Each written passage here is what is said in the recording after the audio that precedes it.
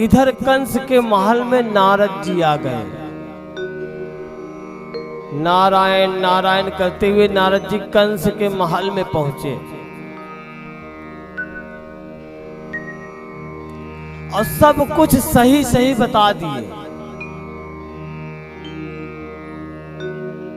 अरे कंस, जो नंद बाबा का छोरा है ना, वही तुम्हारा 8वां काल है। आज नारद जी सब सही सही जाकर के बता दिए।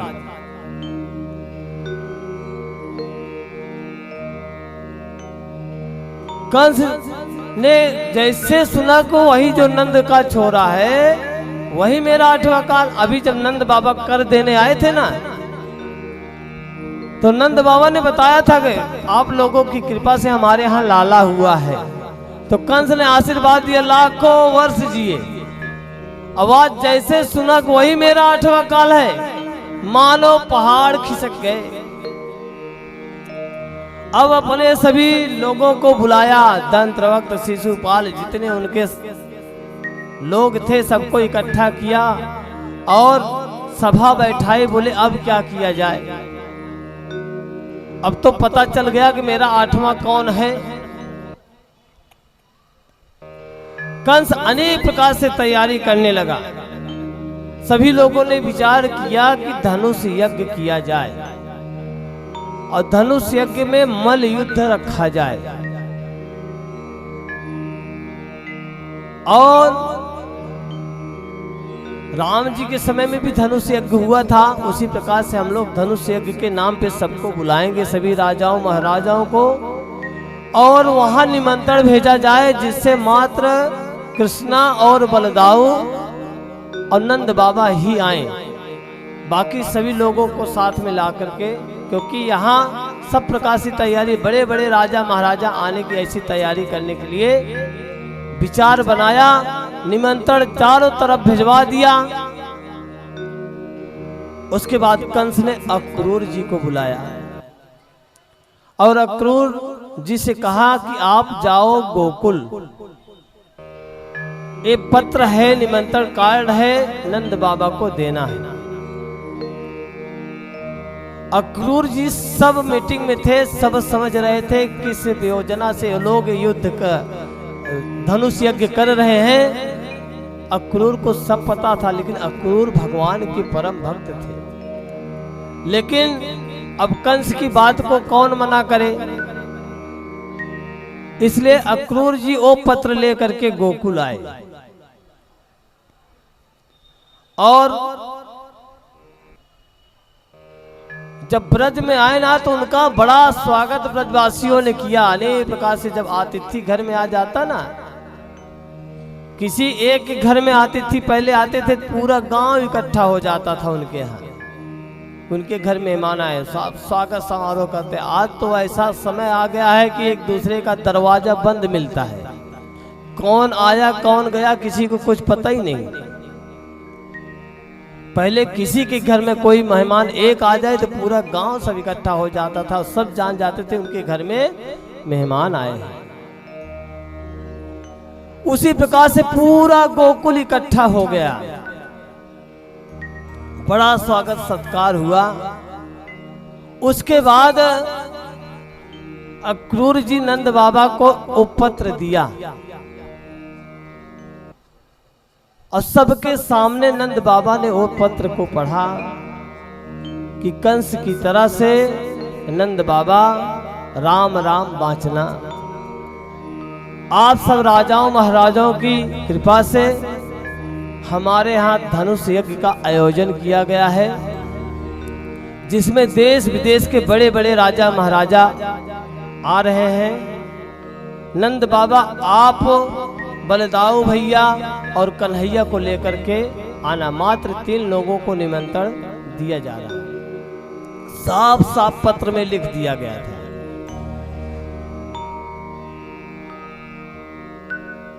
क्योंकि जब सब लोग जाएंगे तो इतनी हमारी सब व्यवस्था बिगड़ जाएगी,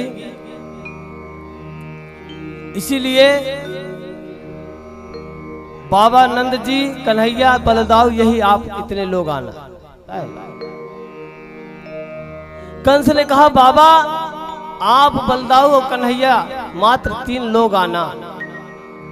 ये पत्र यशोदा मैया ने सुनी वो अब कही बाबा आप जाओ, बलदाऊ के ले जाओ, लेकिन मेरा कन्हैया गोकुल से मथुरा नहीं जाएगा।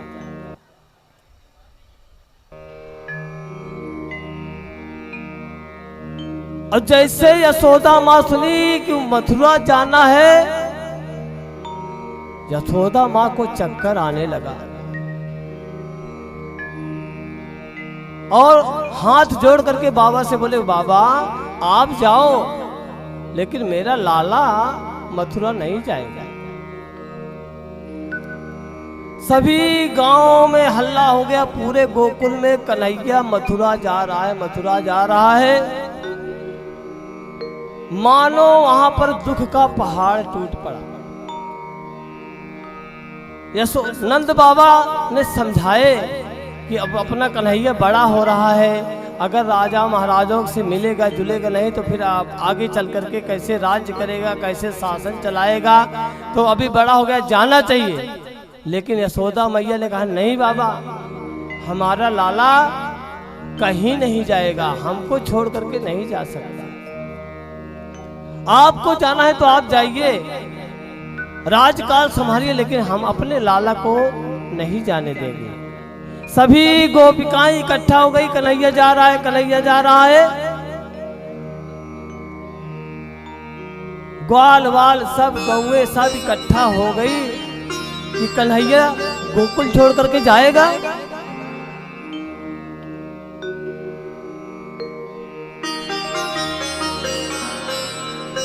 नंद बाबा बड़े समझाए कि नहीं जाना चाहिए, राजकुमार है, राजसभा में राजा महाराजों से मिलेंगे तो परिचय होगा, जान पहचान होगा, इसलिए जाना चाहिए। और प्रातः काल हुई, रथ को तैयार किया गया। नंद बाबा रथ में आए बैठे, बलदाऊ जी आए, कन्हैया आकर के बैठने लगे। यशोदा माँ बोले बेटा लाला रुक जा, हमको छोड़ करके मत जा। ऐसे करते गिरते पड़ते भागती हुई यशोदा माँ आई,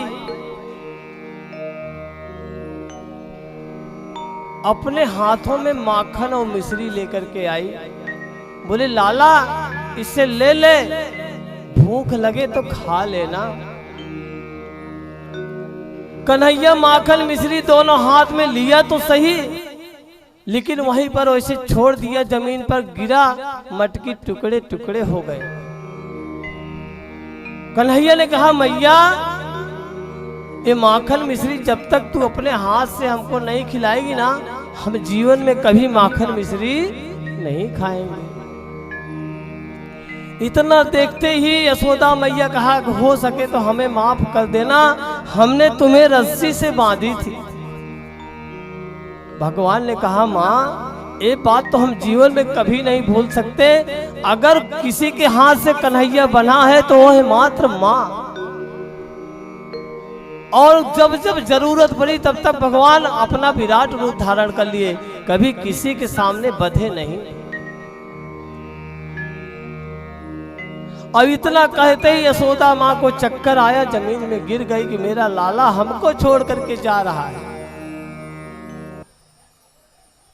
सभी गोपिकाएं कहने लगी कन्हैया तू मत जा,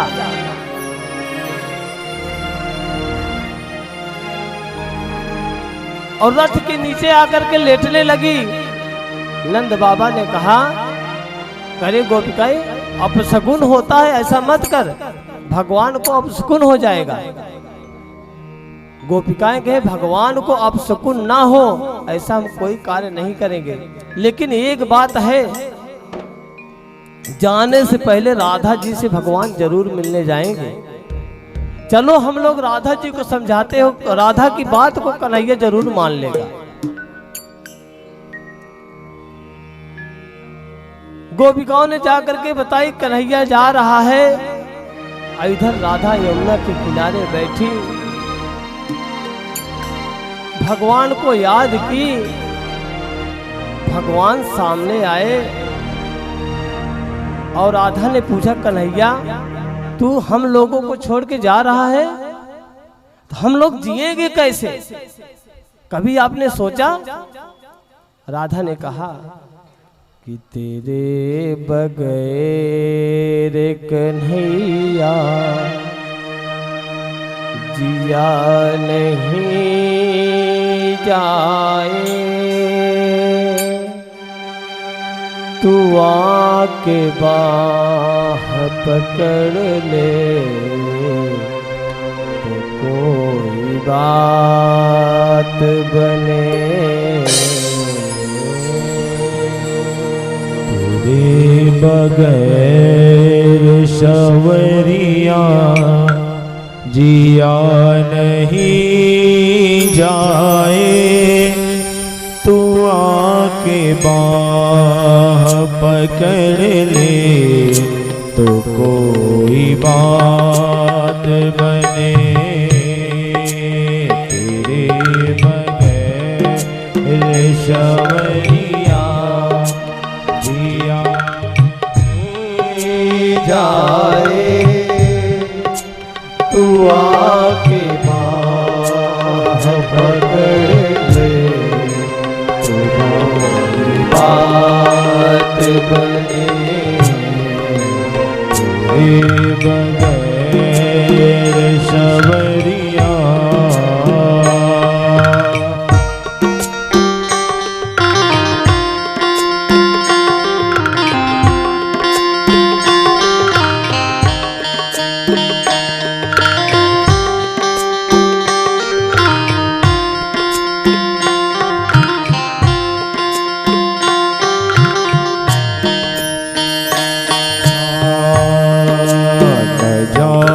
कौन सी बाकी अदा तुम्हारी है, न जाने कौन सी बाकी अदा तुम्हारी है, न जाने कौन सी बाकी अदा तुम्हारी है, न जाने कौन सी बाकी अदा तुम्हारी है।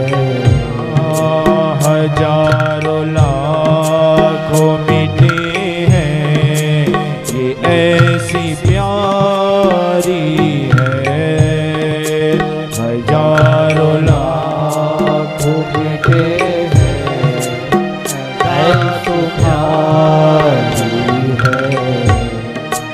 हमें भी साथ मिटाओ तो कोई बात बने।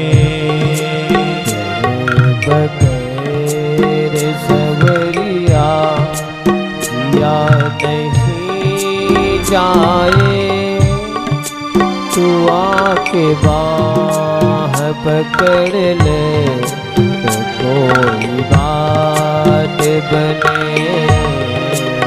तेरे बगैर सवरिया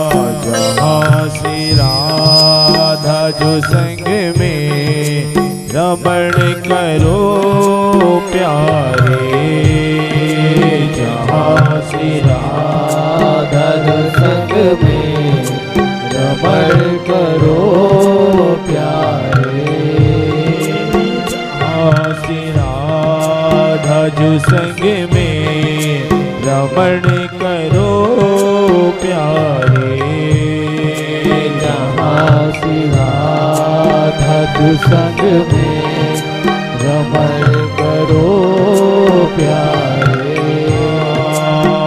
यमुना जी का किनारा वो कुंज है प्यारे, वो यमुना जी का किनारा वो कुंज है प्यारे, वहीं पे हमको बसा लो तो कोई बात बने, तेरे बगैर सवरिया जिया नहीं जाए, तू आके बाह पकड़ लो तो कोई बात बने, तेरे बगैर सवरिया जिया नहीं जाए, तुम आके बाह पकड़ लो तो कोई बात बने, तेरे बगैर सवरिया।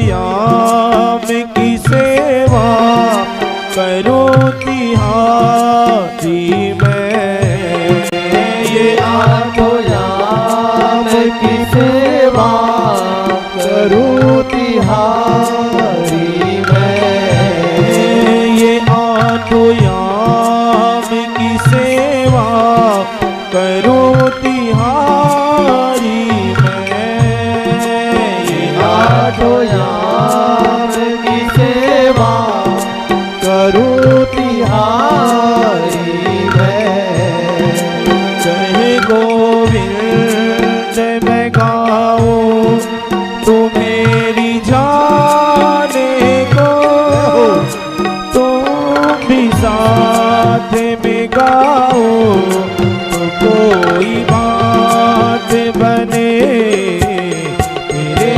बगैर सवरिया जिया नहीं जाए, तू आके बाह पकड़ लो तो कोई बात बने, तेरे बगैर सवरिया जिया नहीं जाए, तुम आके बाह पकड़ लो तो कोई बात बने, तेरे बगैर सवरिया।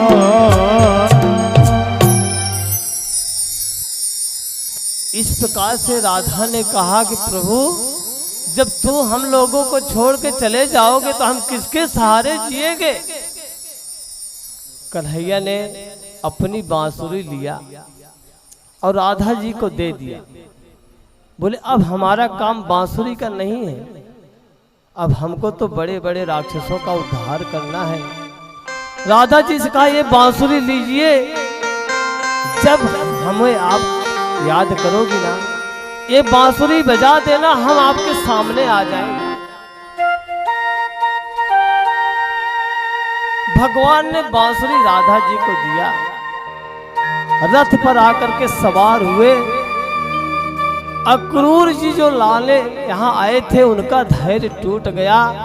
गोपी ग्वाल वालाओं की ये दशा देख करके कि मैं मानो इन लोगों के प्राण को लेके जा रहा हूं, ऐसा अक्रूर जी को लग रहा है।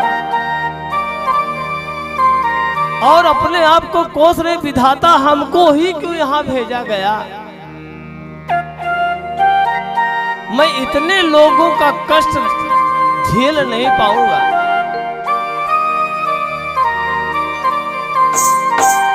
जब अक्रूर जी का धैर्य टूटने लगा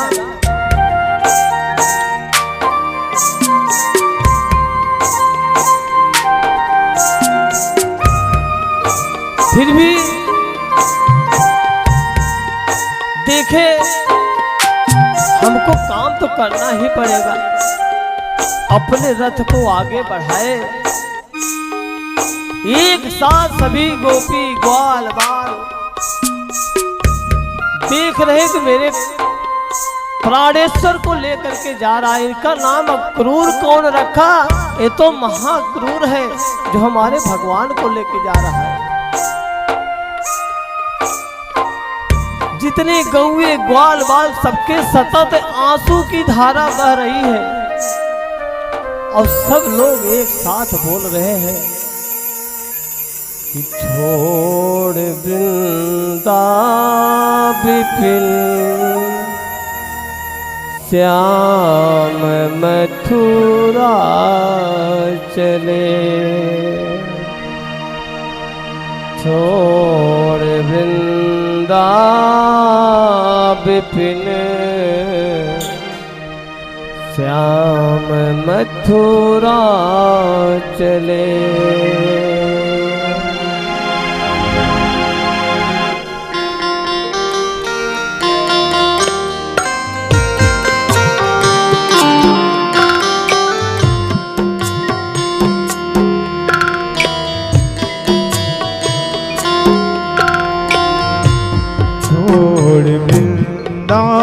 विपिन श्याम मथुरा चले, छोड़ वृंदार विन श्याम मथुरा चले, छोड़ वृंदा विपिन श्याम मथुरा चले, छोड़ वृंदार विन श्याम मथुरा चले।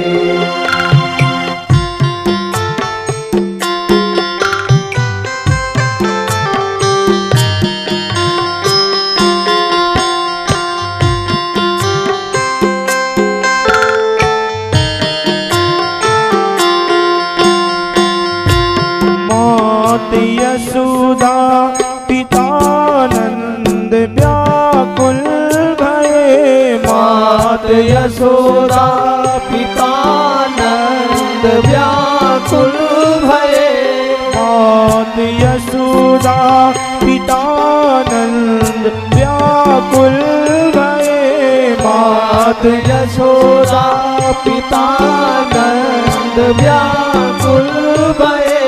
सब रोवे हमारे कन्हैया गए, सब रोवे हमारे कन्हैया गए, गौए करती रुदन ढोल छाई गगन, गौर करती रुदन ढोल छाई गगन, छोड़ वृंदा विपिन श्याम मथुरा चले, छोड़ वृंदार विन श्याम मथुरा चले।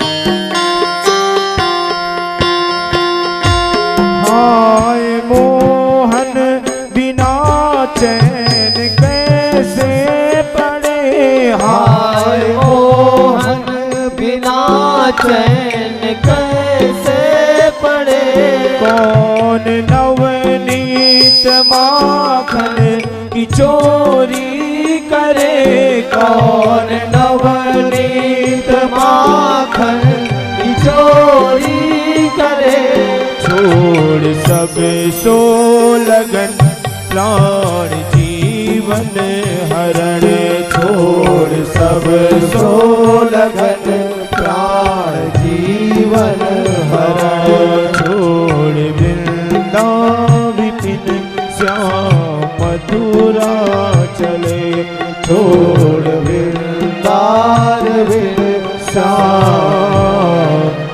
मधुरा चले। सभी गोपिकाएं इस प्रकार से विलाप कर रही हैं। मेरे कान्हा का रथ देखो वहां गया, वो दूर जा रहा है। जब तक आंख की नजर जितनी दूर देख सकी, सभी ग्वाल बाल गौए सब लोग इंतजार करे। वो देखो मेरे कान्हा का पताका दिख रहा है। ऐसे जब आंख की सीमा समाप्त हुई, सब लोग एक ही साथ जमीन पर गिरी बेहोश हो गई। यशोदा मैया की हालत तो इतना खराब, उनको उठा करके लोग महल में लेके गए।